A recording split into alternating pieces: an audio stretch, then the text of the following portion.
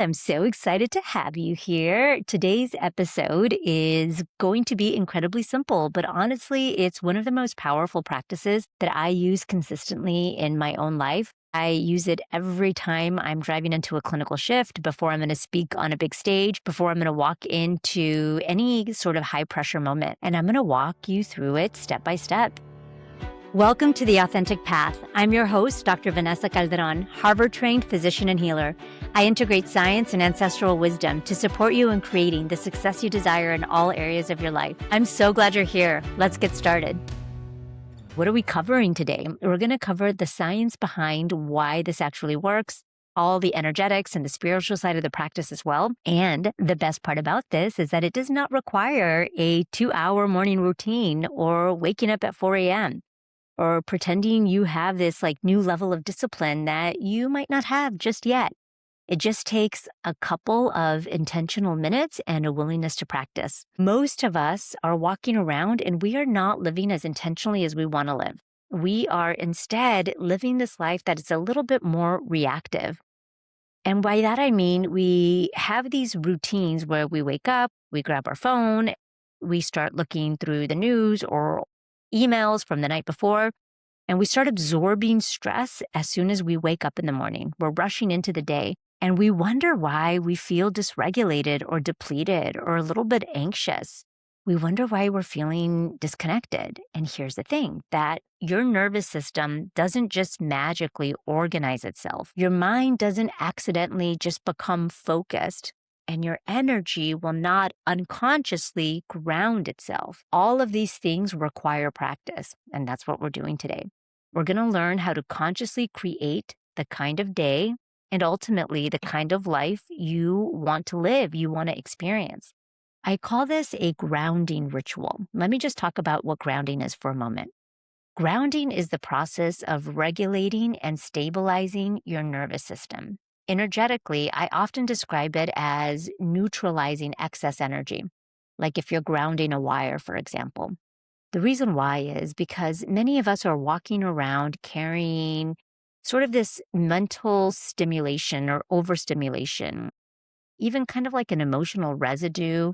It could feel like stress or hyperurgency. It could feel like pressure or anxiety. And for those of you that consider yourself an HSP, highly sensitive person, or very empathic, sometimes you're taking on other people's energy. And then we attempt to lead or perform or create from that state of mind. Grounding brings you back to a state of emotional neutrality, or back to your authentic energy, back to yourself, back into your body, back into the present moment. And what I have seen for many high functioning, high achievers is that grounding, once you start to practice it more and more, you realize it's not necessarily optional anymore, because success without grounding will become dysregulation. But success with grounding becomes very intentional and aligned. And you start noticing that you're making choices and decisions from your inner sage, from your inner wise person. And that starts to feel very lovely. And that's why these grounding rituals really matter. Okay, so this I call the drive-in ritual. And I started this practice when I was working in an emergency department that was super tough to work in already. It was already a tough department to work in. And then COVID came. And in the beginning, the early months of COVID, as an ER doc, it was really scary. We didn't know what we were running into. We didn't know what we were going to bring home to our families. And I remember this one very specific night. I was living in California in the Bay Area. I was working in San Francisco, and I was driving into an overnight shift. And I remember very specifically, I was getting on the bridge to drive across the bridge into San Francisco. It was night. It was a night shift, so it was dark outside, and it was the first couple weeks of COVID. And I remember there was this big fog over the bridge, and I'm driving in, and I'm like, "Holy smokes! Isn't this like the perfect image of my life right now?" It's dark, it's scary, it's foggy. I don't know what I'm driving into. There's so much uncertainty, and it brought on a lot of fear. And that's when I realized I needed a ritual to ground myself, because I was choosing to continue to practice medicine, to continue to be an ER doc during this time. And I wanted to do it in a way that felt aligned and didn't feel like it was draining my energy. So that's where this came from. And I realized it was so effective that I started doing it on my way into the department, on my way home from the hospital. And then I started doing it for a bunch of other things. If I was going to speak on a big stage, I would do it before that. If I was going to walk into a kind of high stress meeting, I would do it before that. And then I started teaching all my clients to do it because it was so effective. And that's what I'm teaching you today. And again, the point of this is to figure out where you can start practicing it if it makes sense for you. So, the first step in the ritual is, let's say that you are driving, for example. You get into your car, you're about to drive, let's say you're driving to work. And the very first thing you want to do is not turn on the radio. Don't turn anything on. Be with yourself, be with the moment, practice mindfulness. The first thing you do when you're practicing mindfulness with this ritual is you're going to ground your energy and relax your nervous system by practicing something called 4x4 breathing, also known as box breathing. Super, super popular, very common because it works so well. It's so effective.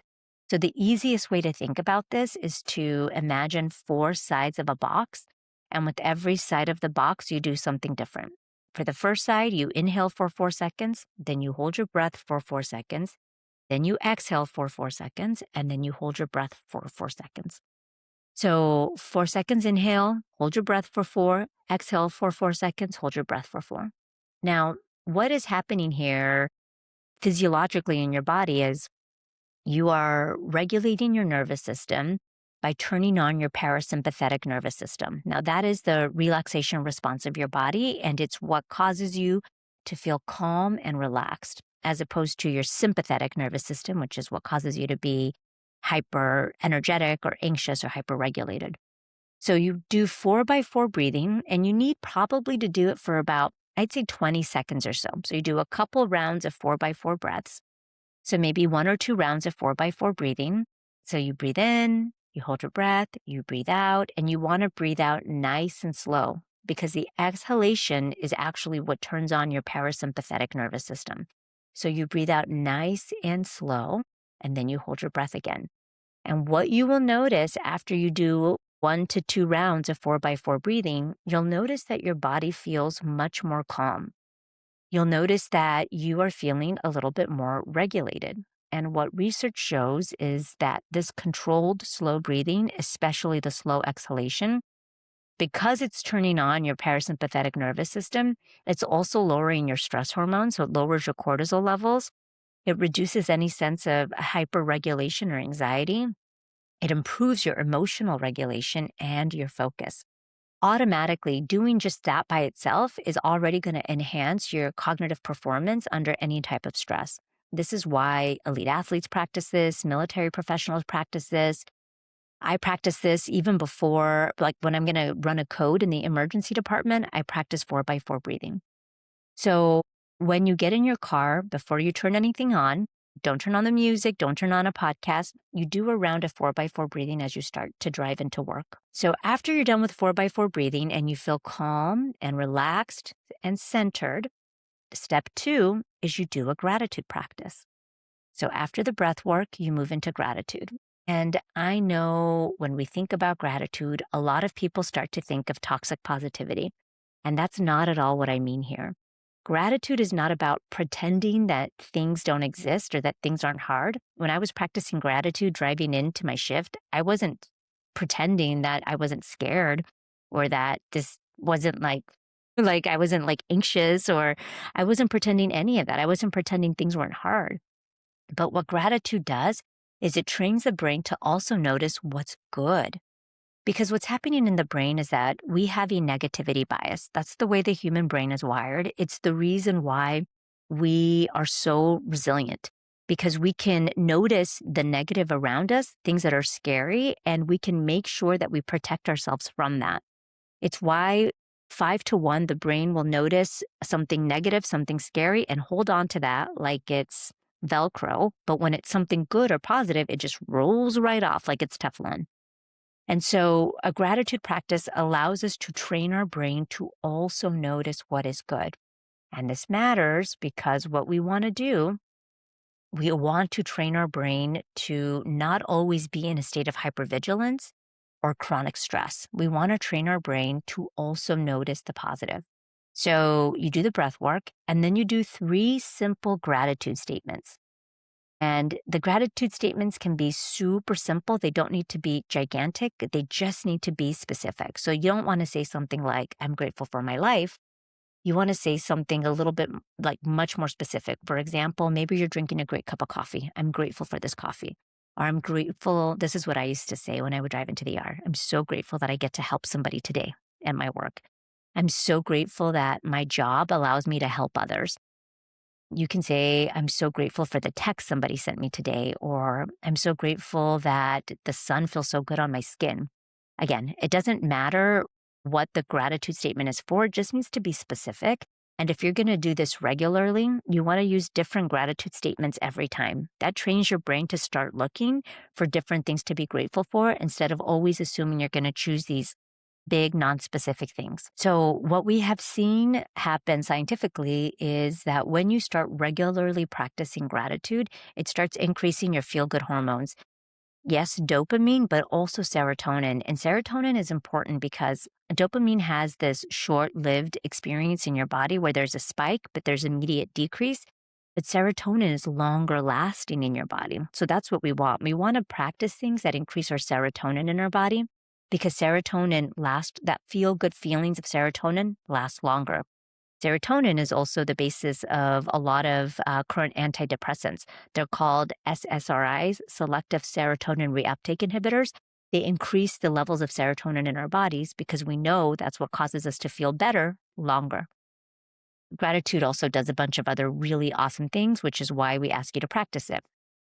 One thing also, by the way, that gratitude does just energetically, we are able to measure the energetic resonance of different emotional patterns in our body. And what we have seen is energetically, when you measure gratitude, your resonance, your frequency in your body of the energy it raises up really, really high.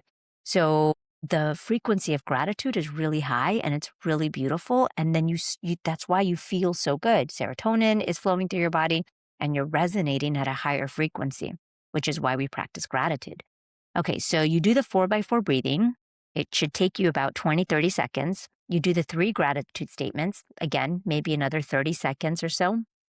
And then you set an intention. Intentionality is incredibly powerful. Honestly, sometimes I feel like it's like a little secret superpower that I have. I teach it to everybody, so it's not that secret. But if you don't know about it, it feels like magic. So what intentionality does, if you set an intention, for example, like if you say, my intention is, and you say your intention, it primes your premotor cortex, which is the part of your brain that does stuff. It primes your premotor cortex to do what you say you're going to do. Now, intentionality is one of those things, just like gratitude, that's been practiced for centuries outside of the Western world. But, you know the Western world. We love to study things with science to see what's actually happening and how things are actually working. And sometimes science can actually measure how things are having an effect, but not always, because I think science is way behind what we're actually seeing and experiencing in the real world and what folks have been practicing for thousands and thousands of years. I don't think science has caught up yet. Anyway, intentionality is incredibly powerful and it really works. And all you need to do is set an intention. So, for example, I'm driving into the ER and I would do my 4x4 breathing, my gratitude statements, and then I would say, my intention for my shift today is to have a calm, productive, and effective shift. Done. You can do if then statements. For example, if it's starting to get crazy bananas in the ER, I will, then I will. So if this happens, then I will. Then I will calm my body, calm my mind, and try to figure out how I can control the flow of the department. So I do this also if I'm going to speak on stage. So I'd set my intention. My intention is to connect with the audience and be my most authentic self, for example. If I start to feel nervous, I'll take a deep breath and remind myself that it's okay to feel nervous. Doesn't mean anything's gone wrong. So you set an intention. And again, intentionality is so powerful. Do not take my word for it. I promise you it's true. Just go practice it for yourself. And just notice the more specific your intention, the more directed your energy will be. It's really, really powerful. And I'm not going to go too much into the data and science behind intentionality because it's super deep and I'll create a whole nother podcast on it later. But just know that it's available to you. So I use this ritual when I am driving into something, but I also use it if I'm driving home. So when I would drive home from the hospital, I would do the same thing. I would do the 4x4 breathing again, calm my body, my gratitude statements, and then I would set an intention for when I would get home because I wanted to leave the stress and all of that stuff of work. I didn't want to bring it inside of into my home, to the energy of my home, my family, my kids. So I would say, I'm so grateful for that shift. I'm so grateful that I get to now spend time with my family. And my intention is to leave that stress at work, or my intention is to connect with my kids. So just notice what's available to you. And that's it, friends. That's simple and it's so effective. And I just invite all of you to try it, to practice it. So if you are taking anything from today's podcast, I want you to just realize that your life is shaped by what you repeatedly practice, not what you occasionally practice, but what you choose to practice over and over again. And transformation is often far less complicated than we make it. It's these small, tiny, intentional moments that we practice consistently. So I hope you're able to use what I taught you today to practice being a little bit more grounded, more present, more intentional. And of course, if you want any practice doing this on a very individualized level, I work one-on-one with clients and I would love to support you. You can schedule a coaching consult. The link to schedule is below. And friends, for those of you that are loving what you're listening to, we would love your help spreading the word of the podcast. So please share this with 5, 6, 7, 10 of your friends, your colleagues, people who you know would really benefit from this. And we would love your support leaving a rating and a review below. And if you're liking what you're listening to, you can listen to the next episode by clicking the button here. And if you're watching this on YouTube, make sure you subscribe below. All right. Thanks, y'all.